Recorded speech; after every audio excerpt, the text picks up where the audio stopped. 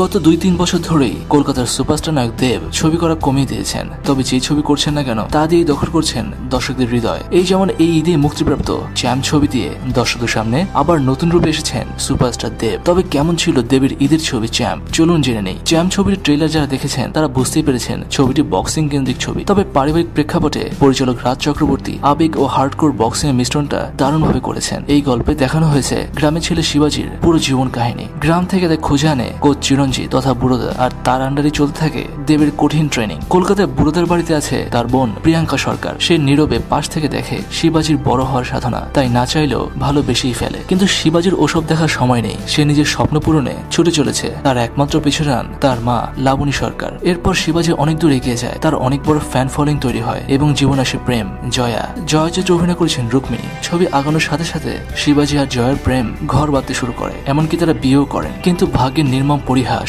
বিশ্ব চ্যাম্পিয়নশিপে গিয়ে মারাত্মক আহত হয়ে ফিরে আসে শিবাজি। ডাক্তার জানান আর কখনই খেলতে পারবেন না শিবাজি। একে একে চলে যায় সবকিছু, কাছের মানুষ, স্পন্সর, টাকা পয়সা, শুধু যায় না স্ত্রী জয়া। এদিকে জয়া গর্ভবতী। জয়ার হাসপাতালের জন্য দরকার অনেক টাকা, আর তা জোগাড় করতে মরিয়া শিবাজি। নিশ্চিত মৃত্যু জেনেও ফেরার নামে বক্সিং রিংয়ে। তারপর কি হয়? শিবাজি কি পারে জীবনের রিংয়ে জয়ী হতে? আর এই উত্তর পেতেই আপনার দেখতে হবে চ্যাম্প ছবিটি। চ্যাম্পের ক্যারেক্টারদের কথা বলতে গেলেই প্রথমেই বলতে হবে সুপারস্টার দেবের কথা। একজন বক্সারের চরিত্রে দেব অত্যন্ত বিশ্বাসযোগ্য অভিনয় করেছেন। প্রায় বছরখানেক পরিশ্রম করে নিজের শরীরে এনেছেন অনেক বড় ট্রান্সফরমেশন। অন্যদিকে অভিষেকেই চমকে দিয়েছেন রুক্মিণী মৈত্র।